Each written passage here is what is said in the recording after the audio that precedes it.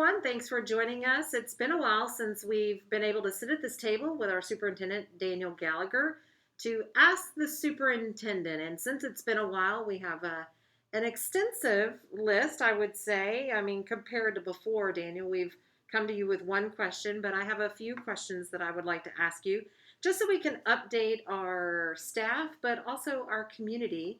Daniel, we have things that address things that are coming down from TEA, and we want to give parents an update on our enrollment numbers and then an update on some of our facilities. So, first, we want to talk about the TEA requirements for staff to self screen. Yeah, so TA, and as the community probably knows, we've communicated a lot of the requirements from TA. TEA they're doing the best job that they can, but they're getting information from the federal government, and sometimes they have to change what their requirements and regulations are to meet those requirements of the federal government. So whenever those changes happen, they communicate to our local school districts, and then we've got to, in turn, change what we are communicating. So, there is always a little frustration when we see a lot of changes happening, but I'm very proud of how we're working through that as a district. So one example is the temperature requirement for teachers for screening, or employees, not just teachers, but all employees. TA originally had it at 100.4. It's been dropped to 100 even. So what we're going to have our teachers do, and all faculty members of Little Elm ISD, all employees, is self-screen in the morning. They will receive an email as far as they will go into a system where they can document that screening and keep track of that for their own records, then also just as a district, so we know that we're keeping all of our kids and all of our family members here safe. So what I understand, it's a quick screen.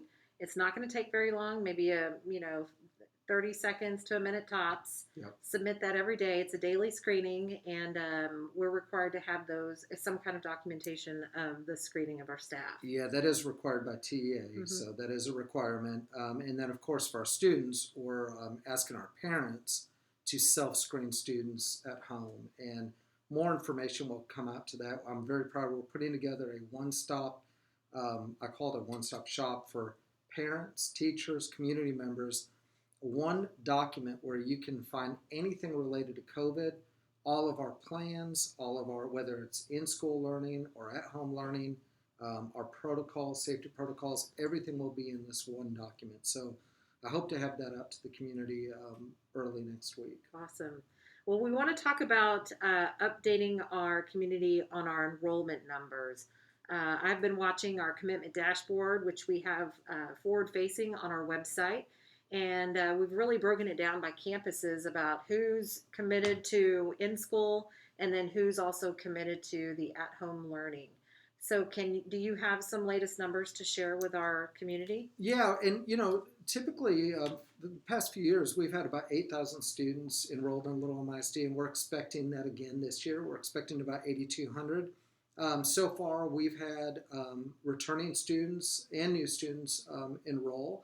And not all returning students have enrolled yet. So we are going to encourage our parents and community members, if you have a child here in Little Elm ISD and have not enrolled them again, please do so as quickly as possible so we can plan for what their needs are coming up this fall.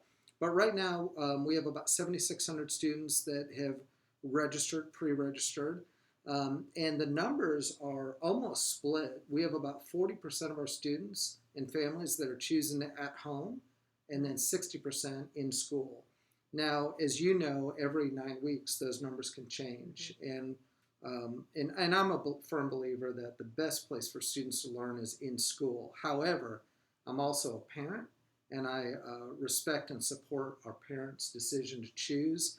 And we're also excited about being able to offer online learning for those families that choose online learning. And it will look very different than what it looked like in the spring. It will mirror what's happening in the classroom. Right. So some good changes there for our kids. So about that commitment dashboard, we have that on our website. Just click on the COVID-19 Safe Lobo site. If you click on Back to School, look for a little menu item off to the left. It'll say Commitment Dashboard. Click on that, and a graphic will populate, and you can actually see the numbers break down campus by campus. We try to update as much as possible. I believe there's going to be an update today on Tuesday. Let's move on to the next topic, and that's about our facilities. We're building 2 brand new middle schools. COVID 19 hasn't stopped us. Yeah. It may have slowed us down a little bit, but give us an update on the where we are in the progress, and will we be opening those 2 schools? Yeah, typically opening 2 brand new middle schools the same year, that's a pretty rare feat for a district, especially a district the size of Little Elm ISD. As if that's not a challenge enough, we're trying to do that in the middle of a pandemic. Yeah. So, Yeah. but I will say this, I'm very proud of the work that's being done there. Walker Middle School is further along. And for the community, if they're not aware, we use 2 different construction companies. So anytime you use 2 different companies, they use 2 different suppliers, and COVID has had an impact on both campuses. But both campuses will be open. Strike will look a little different. It won't be 100% polished, shiny, complete. It will be functional for our students. So yes, our students will be in there. And I believe we're going to do another video, or we'll update the community later this week on that.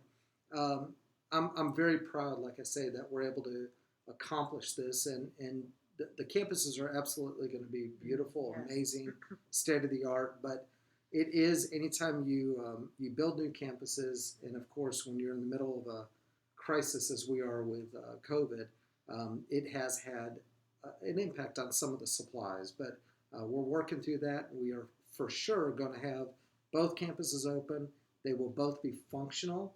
They'll both be safe for students. There will be parts of Strike Middle School that will not be open yet because they're going to be wrapping up the construction and tightening some things up and making sure it's all nice and polished and ready to go this fall. So I know there's some athletic areas that they're still working on, but we'll have a plan for that. One of the things that we've made clear in Little Elm ISD is we will find a way to meet the needs of our kids, and all of our kids, no matter what they're doing, we're going to meet their needs. Well, I know this is just temporary. That those schools are going to be beautiful once they're complete. But I think the most important message that we're sending to our community on the strike side is that they're going to be functional and they're going to be safe for all students and staff. Daniel, thank you very much. I know that you have been extremely busy and preoccupied with not just what you're doing here with our campus leaders, but just meeting with superintendents in North Texas and on those commissioner phone calls. We know that these are tough decisions that you're making, but we know that you're making great decisions for our kids, not just our kids, but our staff as well. So we appreciate that. And I'll just say in closing how appreciative I am of the staff that we have in Little Elm ISD. We have incredible staff members, our teachers, our custodians, child nutrition staff, doesn't matter who they are. Everyone in Little Elm ISD has come together to support the district during this time, and that includes the community and the parents as well. So incredible support. That's what makes Little Elm ISD such a great place. Well, we'll try to keep you guys updated maybe next week. And, if we don't have anything to report, maybe we can talk about our masks. I'm going to try to get you a Little Elm mask. I have one. I just have lots of them, Daniel. You have to have lots of them. So we appreciate y'all. We'll see you guys next week. If you've got any questions, email us. We're open. Communications@littleelmisd.net, or you can email our superintendent. He'd be happy to visit with you. We appreciate you guys. Thank you. Thank you.